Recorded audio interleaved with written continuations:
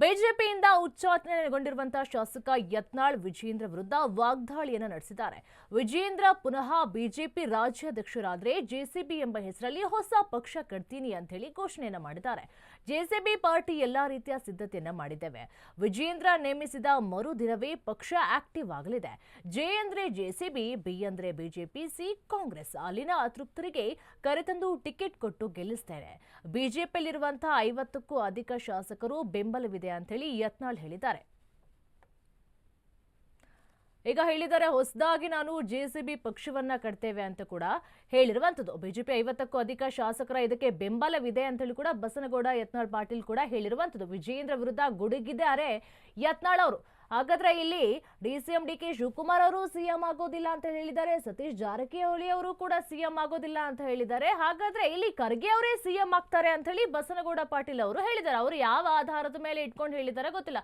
ಅವರಂತೂ ಪಕ್ಕ ಅವರಿನ್ನ ಖರ್ಗೆ ಅವರೇ ಸಿಎಂ ಆಗ್ಬೇಕು ಅನ್ಕೊಂಡಿದ್ದಾರೆ. ಅವ್ರು ನಾನು ಬದುಕಿರುವಂತದ 1 ವರ್ಷದಲ್ಲಾದ್ರೂ ಕೂಡ ನಾನು ಸಿಎಂ ಆಗ್ಬೇಕು ಅನ್ನೋದು ಕೂಡ ಮಾತು ಹೇಳಿದ್ದಾರೆ ಅಂತ ಹೇಳಿ ಬಸನಗೌಡ ಪಾಟೀಲ್ ಅವರು ಹೇಳ್ತಾ ಇದ್ದಾರೆ. ಜೆಸಿಬಿ ಯಾವಾಗ ಚಾಲು ಆಗ್ತದೆ ಗೊತ್ತೇನ್ರಿ?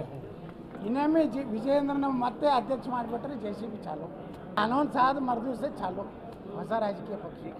ನಮ್ಮ ಬಿಜೆಪಿ ಎಷ್ಟು ಮಂದಿ MP ಅದಾರೆ? 25 ಮಂದಿ ಅದಾರೆ. 23 ಮಂದಿ ನನ್ನ ಕಡೆ ಅದಾರ. 60 ಮಂದಿ ಏನು MLA ಅದಾರಲ್ಲ, 55 ಮಂದಿ ನನ್ನ ಕಡೆ ಅದಾರ. ಜೆಸಿಬಿ ಯಾವಾಗ ಚಾಲು ಆಗ್ತದೆ ಗೊತ್ತೇನ್ರಿ? ಇನ್ನೊಮ್ಮೆ ವಿಜಯೇಂದ್ರನ ಮತ್ತೆ ಅಧ್ಯಕ್ಷ ಮಾಡಿಬಿಟ್ರೆ ಜೆಸಿಬಿ ಚಾಲು. ಅನೌನ್ಸ್ ಆದ ಮರುದಿವಸ ಚಾಲು ಹೊಸ ರಾಜಕೀಯ ಪಕ್ಷ. ನಮ್ಮ ಬಿಜೆಪಿ ಎಷ್ಟು ಮಂದಿ MP ಅದಾರೆ? 25 ಮಂದಿ ಅದಾರೆ. 23 ಮಂದಿ ನನ್ನ ಕಡೆ ಅದಾರ. 60 ಮಂದಿ ಏನು MLA ಅದಾರಲ್ಲ, 55 ಮಂದಿ ನನ್ನ ಕಡೆ ಅದಾರ. ಜೆಸಿಬಿ ಯಾವಾಗ ಚಾಲು ಆಗ್ತದೆ ಗೊತ್ತೇನ್ರಿ?